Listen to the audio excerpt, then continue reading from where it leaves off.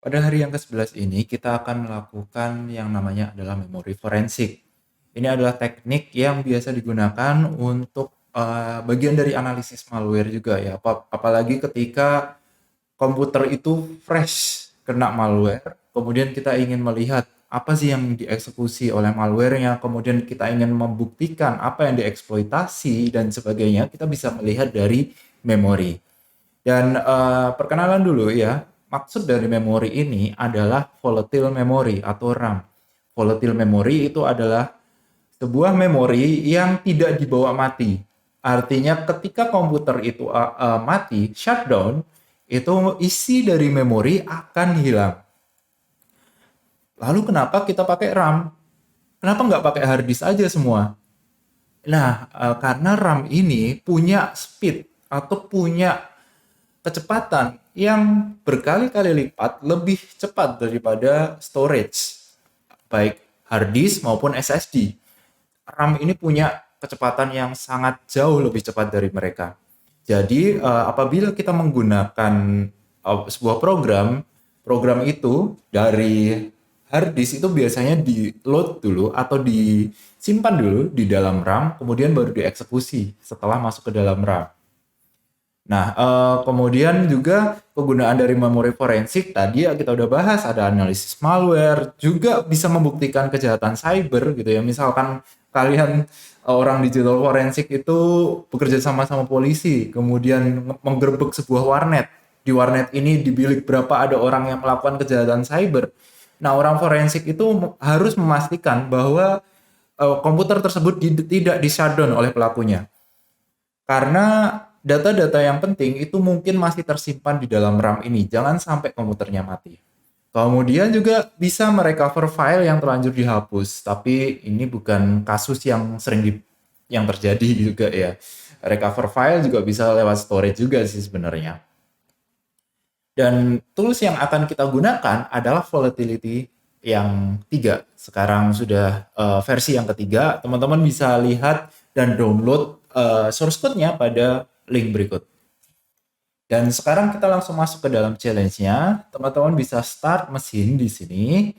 Start mesin, kemudian setelah di start, setelah IP address muncul, teman-teman seperti biasa ya, karena di situ menggunakan show split view ya. Teman-teman scroll ke atas, kemudian show split view.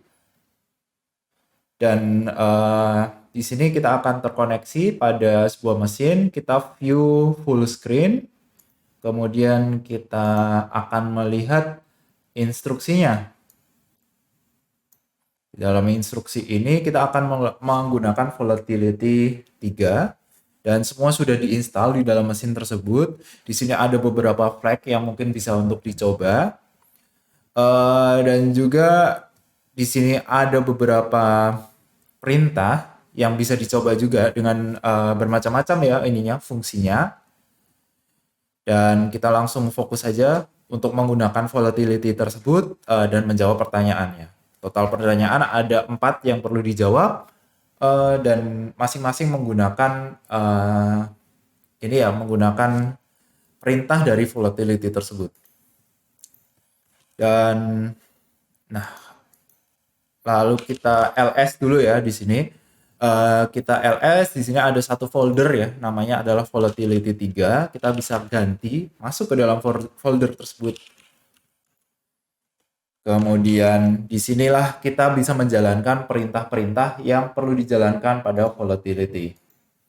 Dan untuk menjawab pertanyaan yang pertama di sini ya, kita akan melakukan initial scan ya.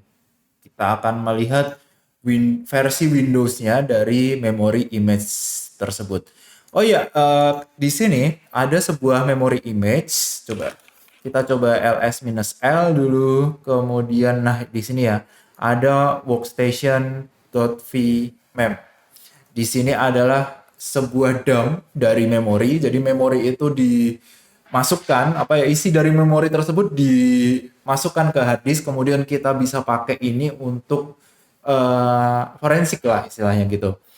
Jadi daripada kita langsung memforensik langsung di memorinya yang dimana itu adalah volatile, kita bisa simpan dulu ke hard drive yang mana itu non volatile, artinya kalau mati tetap tersimpan. Dan kita bisa lakukan analisis dari itunya ya, dari dumpnya istilahnya. Jadi untuk melakukannya kita bisa menggunakan Python, kita pakai spesifikasi Python 3, kemudian kita gunakan volpy ini, kemudian kita buat -f, kemudian workstation vmem. Seperti itu. Dan di sini dia akan menjalankan frameworknya. Oke.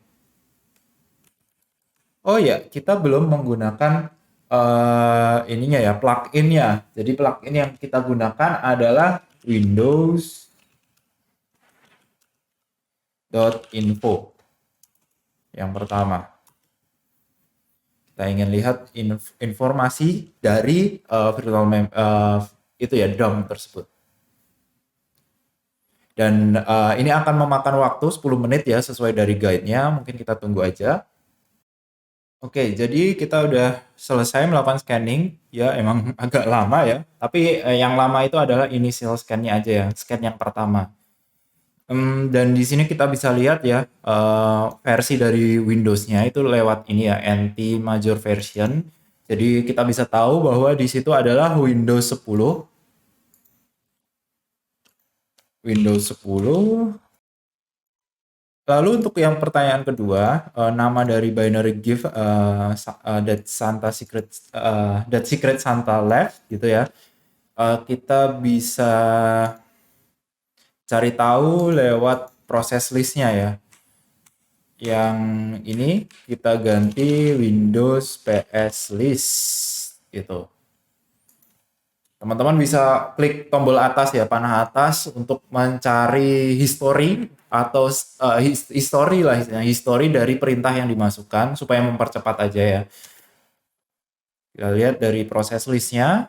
Di sini scanningnya tidak terlalu lama ya, tidak selama yang initial scan tadi.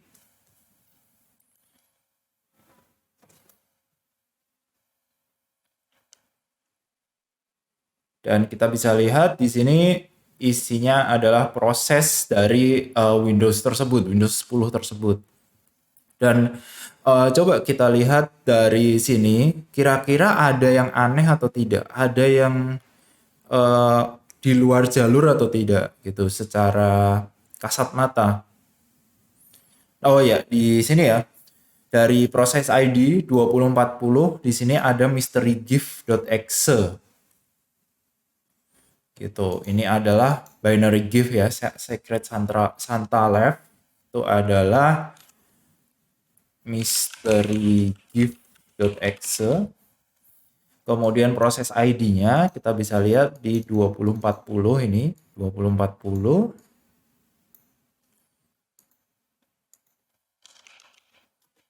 Kemudian kita juga bisa melakukan dumping terhadap isi dari binary tersebut. Jadi kita bisa lihat kontennya di sana apa aja. Kita bisa menggunakan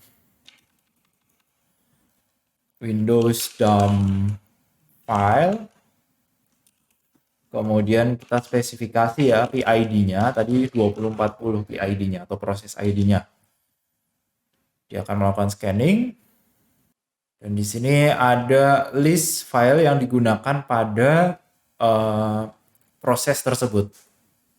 Dari mysterygift.exe itu sendiri, kemudian DLL yang digunakan, dan pertanyaannya itu adalah berapa file yang berhasil di-dump dari sini. Jadi ya kita hitung manual aja ya. 1, 2, 3, 4, 5, 6, 7, 8, 9, 10, 11, 12, 13, 14, 15, dan 16 file.